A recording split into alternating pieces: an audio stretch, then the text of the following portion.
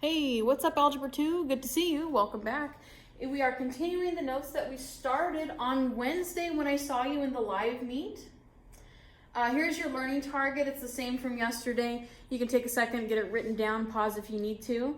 This is a large section. There's a lot of new stuff happening. So this note section is going to span today. It's going to span into next week. It's really big, a lot of new stuff. We're going to be taking it bit by bit, all right? So again, new learning target for you. We're in Mod 2. This is Section 1, so it's 2.1. And we are going to be, success criteria is explain and justify each step required to solve a quadratic, all right? So, pause if you need to, let's go on. Again, we had this is just review from what we talked about yesterday. We said that, well, you can square a number. If I have positive 3 squared, it's going to give me 9. If I have a negative 3 squared, it's also going to give me 9. But if I take the square root of 9, well, square root of 9 kind of undoes this idea of squaring a number. So the square root of 9 would give me a positive 3 and a negative 3. So when you take a square root, you're going to get 2 possible answers, all right? That's why we have this special little symbol, the plus and the subtraction sign right next to each other. It's plus or minus, altogether plus or minus, all right? So again, because I'm taking the square root of 9, I'm going to get a positive 3, because positive 3 squared is 9. I could also get a negative 3, because negative 3 squared is also 9.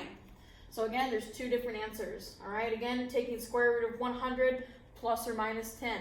Square root of 225 plus or minus 15, all right? Okay, don't worry about that. Let's see. So if I square rooted, if I wanted to solve for x, this is a simple quadratic that you could solve. Well, to undo that square, I would just take the square root on both sides. As soon as I square root both sides, I have to do plus or minus to my answer, all right? Gosh, trying to find the best marker. So I square rooted both sides, the square and the square root cancel out, and I'm just left with x equals plus or minus, and then square root of 36 is 6, all right? So again, x could be equal to a positive 6 or a negative 6. And instead of just writing that all out, we usually just like to say, again, plus or minus 6. I just got a couple more just to review these.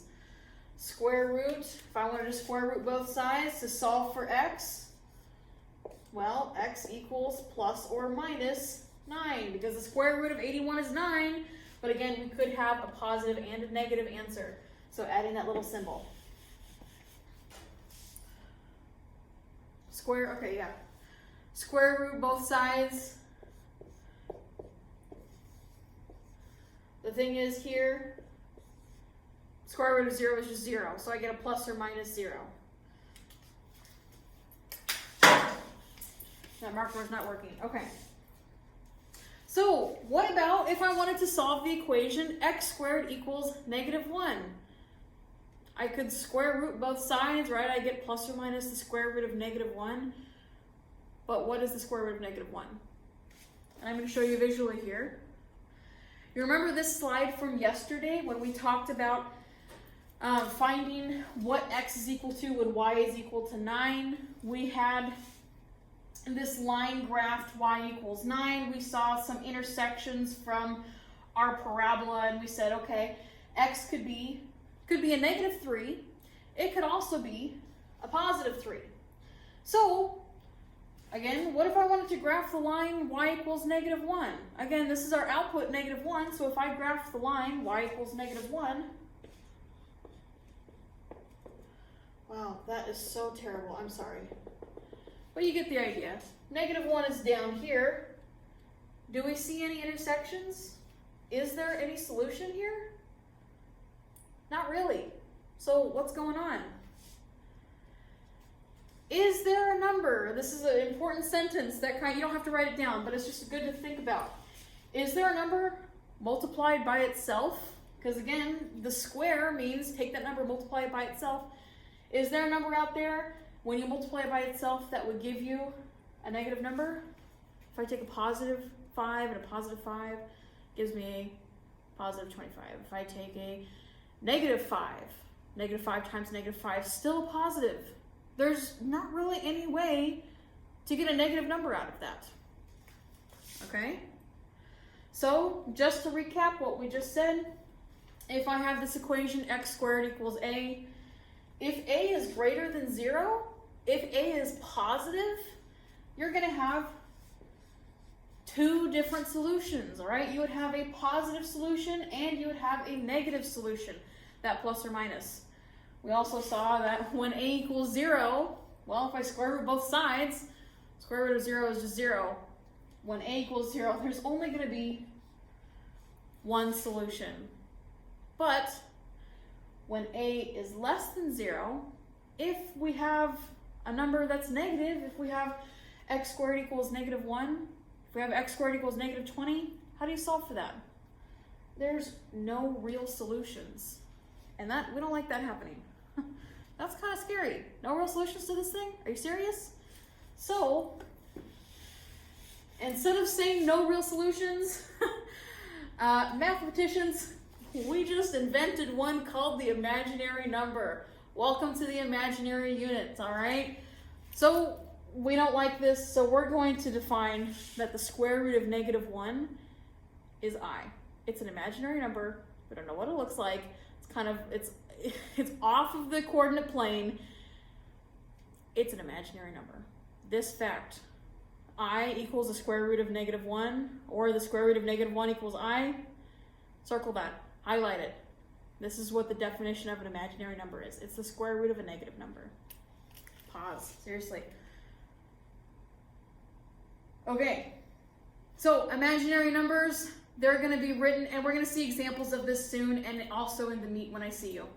Imaginary numbers have this form, Ri, where R is a non-zero number, and the I is called the imaginary unit. So an imaginary number could be 2i. It could be 14i. It could be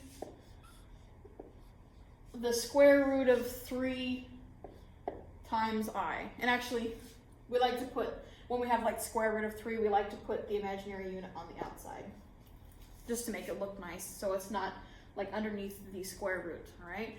It could be I times the square root of 2, all right? Again, it could just be I. And here, the non-zero number that would be with I would be just like 1, because 1 times I is still just going to give you I. It's like 1 times I, again, 1 times any number is just itself. So I could just get rid of the 1 itself and say just I, all right? Again, every imaginary number has the imaginary part and the real part. The imaginary part and the real part. The imaginary part and the real part, which is just 1 multiplied by 1, a coefficient of 1. Pause if you need to. So, if I wanted to solve this, x squared equals negative 4, already I know I'm going to have to square root a negative number and I'm going to run into some imaginary numbers. But this is how we're going to plan with them. All right. So, first off, let's just solve like normal. Take the square root on both sides. So that square and the square root are going to cancel out. You're just left with x. X equals square root of negative 4. And I'm going to say plus or minus the square root of negative 4. All right, so x equals plus or minus square root of negative 4. One thing we're going to see here later, I think it's going to be in the next section of notes, we can break things up underneath the radical. So I have like multiplication underneath the radical. I can break it up into just 2 separate square roots.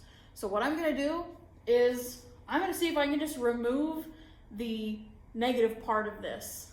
So let's say x equals plus or minus, and I'm just going to do this step by step. X equals plus or minus the square root of 4 times negative 1. Because 4 times negative 1 is still just negative 4, right? It's the same thing. I'm just kind of breaking up a real square root and something that I'm going to have to work with, which is going to be imaginary. So I'm going to say square root, or plus or minus the square root of 4 times -1. All right, and when I say break it up on the radical, again, I have two things that are being multiplied here. I can make two different square roots. X equals plus or minus the square root of 4 times the square root of -1. Again, it's the same thing, I'm just breaking it into two different pieces because I know what the square root of 4 is. Square root of 4 is 2. So x equals plus or minus 2 times the square root of -1. And now I can deal with that imaginary part because the square root of -1 we just defined to be I, this imaginary number, all right? So instead of square root of -1, I'm just going to write I. So now x equals plus or minus 2I. All right? So again, I'm going to walk through these steps. Just start to solve like normal, see what we get, take the square root on both sides. I got the square root on both sides. Don't forget that plus or minus. Let's see if we can kind of break this up so I can find a real part and an imaginary part. So I wrote 4 and -1 being multiplied together, which is the same thing as the -4. I broke up the radical, which is what we call the square root. I broke that up on the multiplication. So instead of the square root of 4 times -1, I can also write the square root of 4 times the square root of -1 as two separate square roots. Took the square root of 4, which is just 2, still got that plus or minus, and then I can deal with the square root of -1, which is I. All right, so x equals plus or minus 2I would be your answer. Again, we'll talk more about imaginary numbers. We can try and visualize them as well. Just, it's a fact you have to accept. We can't take the square root of a negative number, so we're just going to call it imaginary.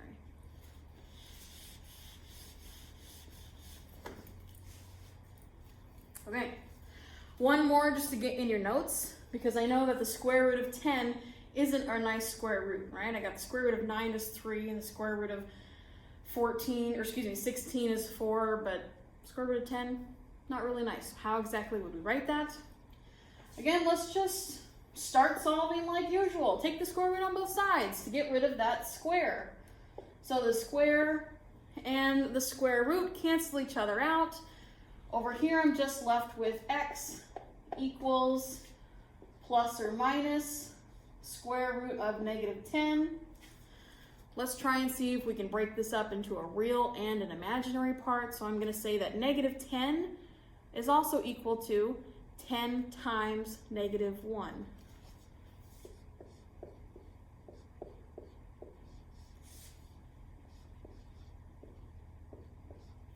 All right, we good so far? And again, we can kind of break up this radical on the multiplication and write two different square roots being multiplied to each other.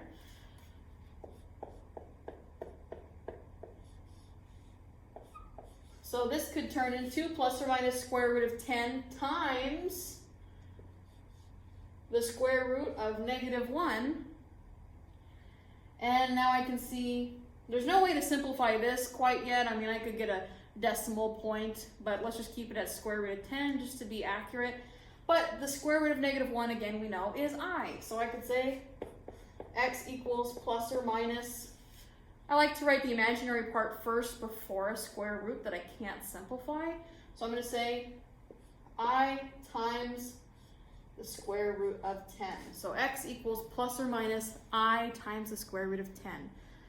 Again, you're seeing that I like to write my i's, my imaginary numbers like that, so I don't get them confused with a 1 or something, all right? So just make sure, however you're writing your imaginary number I, you have a way to tell the difference between these. Okay, that was it. We are going to see some more examples of this in Blackman 107, so come see me at about 25 minutes after class. See you soon.